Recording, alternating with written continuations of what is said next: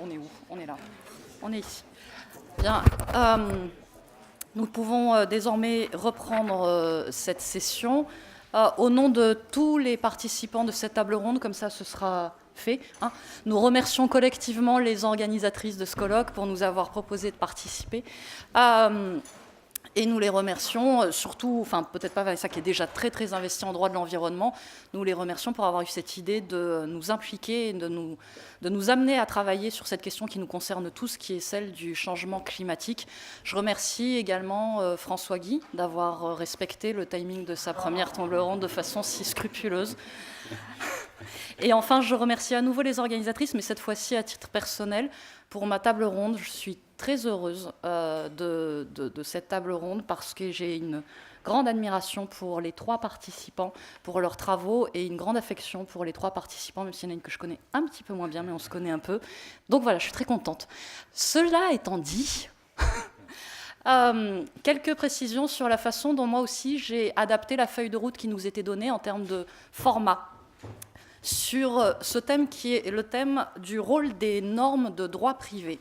L'adaptation va prendre cette forme.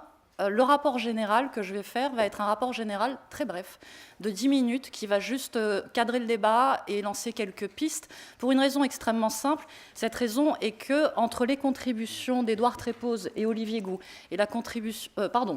de Vanessa Monteiller et Olivier Gou et la contribution d'Édouard Trépoz, il y a une forme de grand écart normatif, alors que je vais réaliser, mais en 10 minutes, ça suffira, parce que pour faire ce grand écart, il faut que je monte tellement en généralité qu'on perd, à mon sens, toute la substance, tout l'intérêt. Donc je ferai rapidement ce petit numéro de voltige, avant de leur laisser la parole, 10 minutes chacun, pour présenter leur contribution, et du coup donner plus de substance aux promos. Oh là là, ça va pas. Au propos, avant de lancer une discussion entre nous, mais aussi avec la salle qui n'a pas pu pour l'instant prendre la parole. Non, pas à cause de l'alarme, à cause de la présidence de François Guy, évidemment. À cause de l'alarme. Donc on fera une petite séance de rattrapage collective, et évidemment les intervenants de la première table ronde pourront participer, discuter, répondre aux questions qui les concernent plus précisément. Cela étant précisé, j'y vais. Olivier, tu me fliques sur mon temps de parole. C'est parti, 10 minutes pour le rapport général. Oui, on a un code. Ce rapport général, il va simplement se demander quel est l'objet de cette table ronde, c'est-à-dire le rôle des normes de droit privé. Alors, comme les normes de droit privé, ça n'est pas vraiment une terminologie courante, enfin, en tout cas, personnellement, je ne la pratiquais pas. Dans un premier temps, on va se demander ce que sont les normes de droit privé avant d'envisager dans un deuxième temps, en quoi les normes de droit privé vont permettre de diversifier les méthodes juridiques pour normer, et avant de se demander dans un troisième temps quel est l'objectif de cette diversification des méthodes que permettent les normes de droit privé. Donc quelques mots d'abord sur la catégorie qu'est-ce que les normes de droit privé. Le premier réflexe, en tout cas moi mon premier réflexe, était d'envisager les normes de droit privé comme les normes d'origine privée. C'est ainsi que la doctrine utilise l'expression quand elle l'utilise, et ça a une certaine cohérence avec les différentes contributions de cette table ronde, puisqu'il est question, alors vous n'aurez pas tout, mais dans les rapports écrits, il est question des normes ISO, des systèmes de certification, des codes de conduite, des normes éthiques, des clauses climatiques, des contrats climatiques, des contrats carbone, des contrats de performance énergétique, des contrats de partenariat, du diagnostic de performance énergétique. On peut voir dans toutes ces manifestations qui sont abordées par les différentes contributions des normes d'origine privée. Mais ce n'est pas le sens que l'on peut retenir dans le cadre de ce colloque sur les normes de droit privé, pour deux raisons qui tiennent à la cohérence du colloque. La première, c'est que ramener les normes de droit privé aux normes d'origine privée empiéterait beaucoup, enfin recouperait beaucoup la première table ronde qui était sur les acteurs, donc eux-mêmes privés, les normes d'origine privée étant celles qui viennent des acteurs privés. La seconde, c'est que ça exclurait totalement Édouard Trépoz, qui va nous parler des brevets, et plus précisément de la façon dont, justement, la matière des brevets est totalement empreinte d'intérêt général, et comment c'est cette préoccupation d'intérêt général qui peut permettre d'orienter l'encadrement des brevets pour aller dans le sens d'une lutte contre le changement climatique. Donc il a fallu poursuivre la réflexion, et pour pouvoir intégrer Édouard... dans les normes de droit privé, les comprendre comme les normes d'origine privée, mais aussi les normes étatiques, législation, jurisprudence, intervenant en droit privé. Mais alors là, on peut se demander, oui, mais alors, quelle est la spécificité des normes de droit privé par rapport aux normes dans toutes les matières? A priori, pas. A priori, il n'y en a pas, sauf à estimer que l'objet d'une matière, l'objet d'une branche du droit va avoir des répercussions sur le type de normes utilisées par cette branche de droit, comme Cécile Granier vient de le démontrer brillamment dans sa thèse soutenue récemment à Lyon 3 sur les sources du droit financier. Fin de la parenthèse. Je le compte ça dans les... Oui, tu comptes dans les 10 minutes. Et cette démarche, on en trouve des traces dans les introductions au droit, dans les manuels d'introduction au droit, qui ont la lourde tâche d'essayer de justifier la distinction droit public, droit privé. Et dans plusieurs introductions au droit, on voit en gros ce raisonnement. Le droit public, c'est l'intérêt général, les intérêts collectifs. Le droit privé, ce sont les intérêts particuliers. Et les auteurs enchaînent, je cite François Terré dans son intro au droit, par conséquent, le droit public sera essentiellement impératif, le droit privé laissera au contraire une large part à la volonté individuelle et la plupart de ces règles ne seront pas impératives.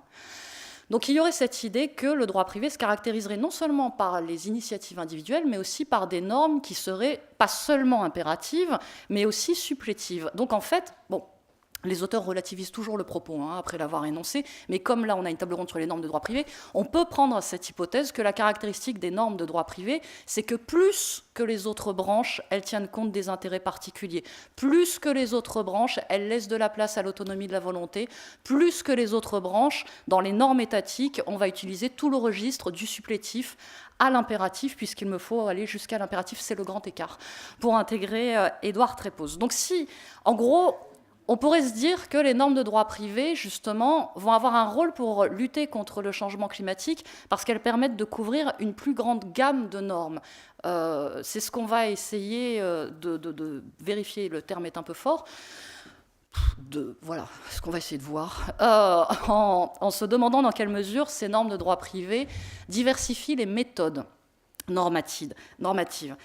Je vais essayer d'aller un peu plus rapidement sur ce point qui n'est peut-être pas le plus intéressant, qui est donc le deuxième point, enfin pour moi, pas le plus intéressant. Il y aurait une diversification des méthodes par le droit privé de deux façons différentes. La première, qu'on entend beaucoup, c'est que du coup, en utilisant dans les normes de droit privé aussi bien des normes étatiques classiques, aussi bien des normes étatiques classiques que des normes d'initiative privée, on cumule tous les avantages de tous ces types de normes. Donc on va avoir des normes protectrices de l'intérêt général, avec une forme d'autorité prévisible, que l'on peut anticiper avec les normes étatiques, et on va y ajouter les normes d'origine privée qui permettent une meilleure effectivité, une adhésion, et surtout une adaptation de la norme générale au cas particulier. Alors tout ça c'est très bien, mais il ne faut pas oublier deux choses. La première, c'est qu'on cumule les qualités, on cumule en même temps les défauts. Donc on va cumuler les défauts de la norme générale et les défauts de la norme d'origine particulière. Et l'autre bémol, c'est que ce discours, qui prête beaucoup à la logique de l'adaptation par les normes particulières, est un petit peu ambigu quand on voit à quel point tout est fait pour standardiser les normes particulières. Dès qu'on commence à avoir aussi bien des engagements volontaires que des contrats, dès qu'on commence à avoir des innovations, il y a rapidement une logique de standardisation qui s'installe, et à un moment, il faut savoir ce qu'on veut. Soit on recherche la standardisation des comportements, soit on recherche la création et l'initiative, et ça n'est pas forcément très clair. L'autre diversification des méthodes qui est permise par les normes de droit privé, c'est le fait de pouvoir balayer tout le champ qui va de l'autonomie de la volonté, de la liberté individuelle jusqu'à l'impératif, en passant par tous les degrés de supplétif. Et ce qui est intéressant en droit privé, c'est qu'on ne choisit pas en fait entre le contrat ou la loi, le supplétif, l'impératif, le souple ou le dur. Tout se combine en même temps.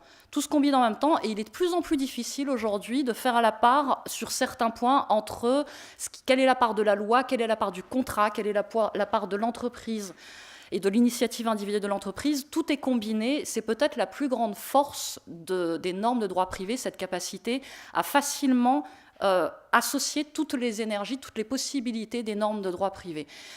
S'il y a cette possibilité de cumuler les synergies des normes de droit privé, c'est pas pour la beauté intellectuelle des catégories, c'est dans la logique d'obtenir certains effets. Ce sera donc le troisième temps de ce propos général. Qu'est-ce qu'on peut espérer de ce cumul de méthodes normatives? On en espère beaucoup de choses. Alors le discours qu'on entend le plus souvent, c'est celui qu'on a déjà un peu entendu lors de la première table ronde, selon lequel on obtiendrait une meilleure effectivité parce qu'on passe plus par des relais du type l'information, l'adhésion, l'adaptation, etc., etc. Mais ça a aussi été un peu dit, ça commençait à être évoqué sur notamment le reporting, c'est que cette promesse de meilleure effectivité grâce à la norme d'origine privée, cette fois-ci, elle n'est pas du tout vérifiée, on a beaucoup de mal à la vérifier, et en toute honnêteté, plus j'y pense, plus je me dis qu'elle est invérifiable. Invérifiable, on a du mal à les vérifier sur des tout petits points. Alors, à l'échelle générale, c'est quasiment impossible. Parce que, par exemple, si une entreprise a réduit son émission de gaz à effet de serre, qu'est-ce qui nous dit? Comment faire pour savoir si ça vient de la loi, si ça vient de son engagement volontaire, ou si ça vient d'autre chose, des considérations pas du tout juridiques? C'est absolument impossible. Et puis, comment on va faire pour cadrer le fait que, dans le même temps, cette même entreprise aura fait un lobbying extrêmement intense pour éviter qu'une réglementation aille dans le sens d'une amélioration. Donc le bilan, non seulement on n'a pas les données, mais en plus on aurait les données, on aurait du mal à les analyser et à les raccrocher à un type de norme plutôt qu'à un autre type de norme. Il faut dès lors se contenter d'espérer qu'en utilisant toutes les stratégies normatives, en accumulant, il y a bien quelque chose qui va en sortir à la fin.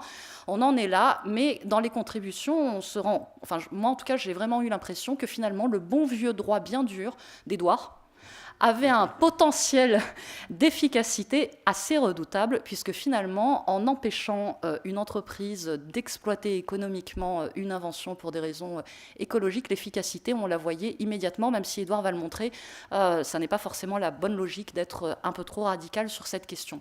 Et puis il reste un dernier effet qui serait peut-être le plus révélateur de l'utilité des normes de droit privé, c'est que ces normes de droit privé arriveraient plus facilement que les autres normes, notamment les normes de droit public, à dépasser les frontières des États et avoir un effet transnational, ce qui est l'idéal pour un problème qui est lui-même transnational, qui est global. Alors ce sera évidemment au centre de la contribution de Vanessa Monteiller, mais tous ont abordé cette question-là, et c'est effectivement peut-être dans ce dépassement des frontières qu'il y a quelque chose à faire, puisque comme Édouard Trépose l'indique dans sa contribution, en faisant le parallèle avec les médicaments, l'intervention interétatique sur ce type de sujet est possible, mais extrêmement difficile. Donc c'est peut-être les normes de droit privé qui y parviendront.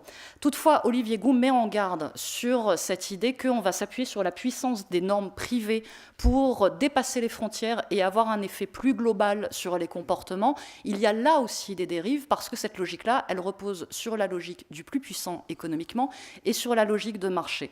Donc finalement, en conclusion, on peut se demander si la norme de droit privé est moins tributaire des logiques politiques et économiques de la norme de droit public. Je ne le crois pas. Elle l'est tout autant, mais elle l'est autrement, et c'est peut-être là toute sa spécificité. Voilà pour des grandes lignes de cadrage sur ces normes de droit privé, et qui permettront de donner un cadre commun aux différentes interventions beaucoup plus substantielles qui vont suivre.